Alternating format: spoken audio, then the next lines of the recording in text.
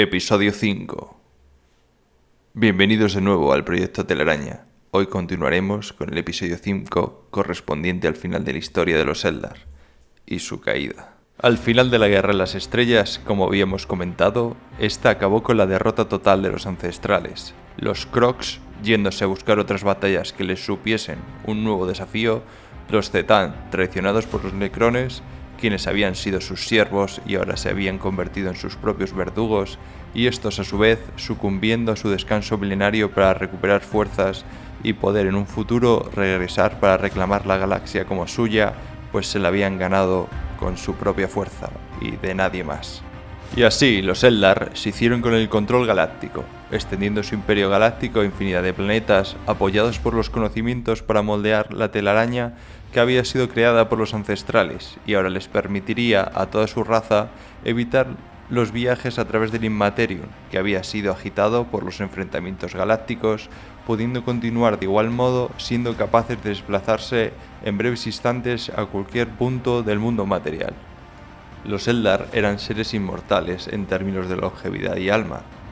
Nota del Reclusiar, lo cual se me olvidó comentar en el anterior episodio, de que los Eldar eran capaces de volver a la vida guiando sus propias almas a través del Immaterium a un nuevo cuerpo, lo que les daba la característica real de inmortales. Lo cual fue forjando, junto a la ausencia de un enemigo a la altura de los mismos, que con el paso de los años se fueron convirtiendo en cada vez más y más seres sumamente arrogantes, hedonistas y super flipados que iban doblegando a todas aquellas razas menores que mínimamente les molestaban. Y así, llegando en un periodo de tiempo al mismo momento que te encontrarías tú en un domingo con tiempo libre y sin internet, que cuanto mayor era la vida de estos seres, más aburridos y vacíos se encontraban dentro de su existencia. Al mismo tiempo, necesitamos saber que los dioses Eldar también se separaron de sus hijos. Bueno, hijos de postureo, pues realmente son hijos de los ancestrales. Para evitar que Khaine los aniquilase a todos, Asuryan colocó una gran barrera entre los mortales y los dioses, dividiéndolos para toda la eternidad, evitando que Khaine los exterminase, a cambio de que ninguno de los otros dioses del panteón tuviese un contacto real con ellos. La gran mayoría de los Eldar, que como comentamos, basaban gran parte de su entrenamiento en evitar que sus mentes se fueran de control, comenzaron a invertir su tiempo en un sinfín de actividades desenfrenadas con el objetivo contrario. Esta vez, al contrario de realizar un entrenamiento para hacer que sus sentimientos estuviesen más sobre control, empezaron a hacer lo contrario. En lugar de refrenar sus sentidos, ahora comenzarían a buscar cuán lejos podrían llegar estos en su experimentación de los mismos, quitándose todo tipo de límites y, en una sola palabra, desmadrándose.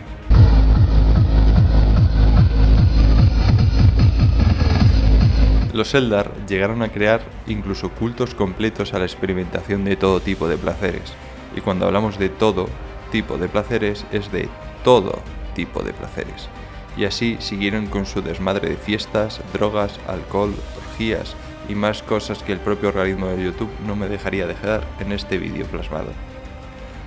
Entre todas estas vertientes, también hubo partes de la sociedad que consideraron que esos caminos eran una humillación para la raza y representaban convertirse en meros animales y descender en la escala galáctica en cuanto a la raza en sí. Y siguiendo el consejo de sus videntes, los videntes son las guías espirituales y sociales, al mismo tiempo que tácticas, que mediante el análisis de las fluctuaciones del Immaterium pueden llegar a predecir el mejor rumbo de acciones para llegar a un fin determinado, aunque en ocasiones esto no es así.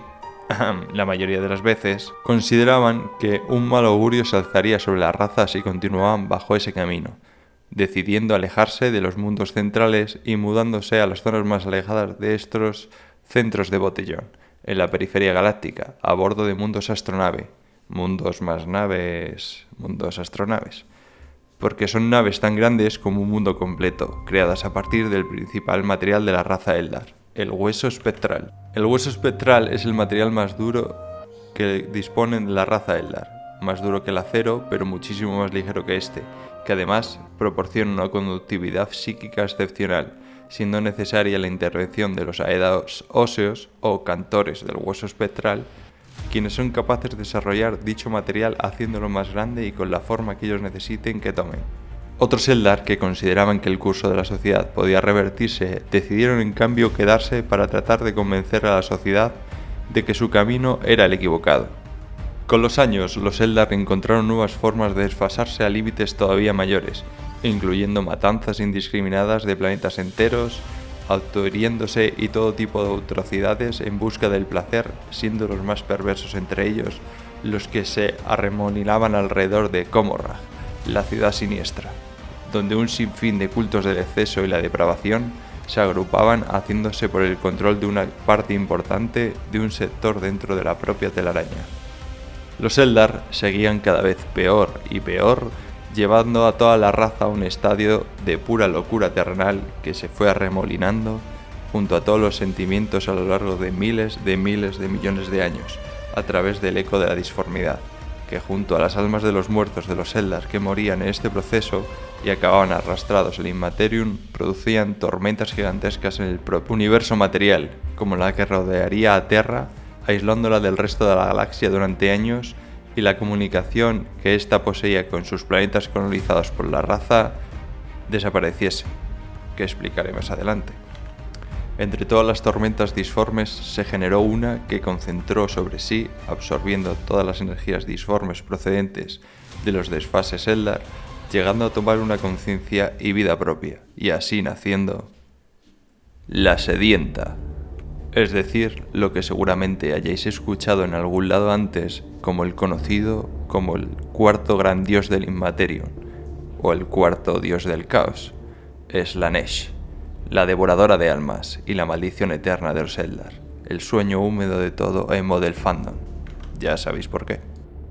Haciendo honor a su nombre, esta nació con el mayor llanto psíquico hasta la época, que consumió el alma de todos los Eldar a su alcance, llegando a rasgar y marcar eternamente, a pasado y futuro en el tiempo, a todos los Eldar a años luz de su origen, que devoró en un suspiro que incluso dentro de los habitantes de mundos de las naves astronave, consumió a decenas de miles de millones de estos.